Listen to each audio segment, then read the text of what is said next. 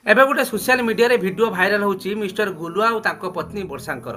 Mister ଗୁଲୁଆ social ମିଡ଼ିଆରେ କହୁଛନ୍ତି କି ତାଙ୍କୁ କୁଆଡ଼େ କେତେଜଣ ଲୋକ ପଇସା ପାଇଁ ମାରିବାକୁ ଧମକ ଦେଉଛନ୍ତି। ଆଉ ଏପଟରେ ବର୍ଷା କହୁଛନ୍ତି କି ତାଙ୍କୁ କୁଆଡ଼େ ତାଙ୍କ ଶ୍ୱଶୁର ଘର ଲୋକ ଆଉ ଗୁଲୁଆ ମାରି ପିଟି ଘରୁ ବିଦା କରିଦେଇଛନ୍ତି।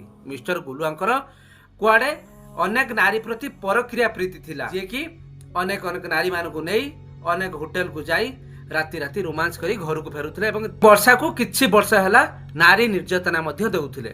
ପ୍ରକୃତରେ ଆମେ ଦୁଇ ଜଣଙ୍କର କଥା ଠିକ ଭାବରେ ଜାଣିନାହାନ୍ତି କି ଆମେ ନିଜ ଆଖିରେ ଦେଖିନାହାନ୍ତି, କିନ୍ତୁ ଯେତିକି ଜାଣିଛନ୍ତି ଯେତେବେଳେ ଆମେ ମିଷ୍ଟର ଗୁଲୁଆଙ୍କୁ ଦେଖନ୍ତି ସେ ମଣିଷ ହସି ହସାଇ ଆମକୁ ଦୁନିଆ ଦେଖାଉଥିଲେ, ହସି ହସାଇ ଆମକୁ ଦୁନିଆର ମାର୍ଗକୁ ଦେଖାଉଥିଲେ, କିନ୍ତୁ ସେଇ ମଣିଷଟା ଆଜି ଏତେ ଅମଣିଷ ପାଲଟି ଯିବ ବୋଲି ଏ ଓଡ଼ିଶାବାସୀ ଆଶା କରିନଥିଲେ।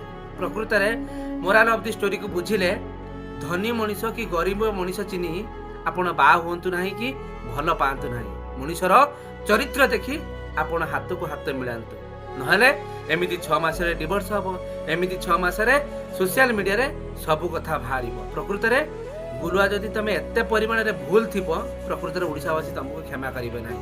ଆଜିର ମଣିଷକୁ ମୁଁ ଗୋଟିଏ କଥା କହିବି, ଯୋଉ ଟଙ୍କା ପାଇଁ ତମେ ଜୀବନ ଦେଇଦେଇଛ ସେଇ ଟଙ୍କା ହିଁ ତମେ ଯଦି ଖରାପ କାମରେ ଲଗେଇବ ସେଇ ଟଙ୍କା ତମ ଜୀବନ ନେଇଯିବ। ଏଇଟା ମନେ ରଖିଥିବ ଆଜ୍ଞା।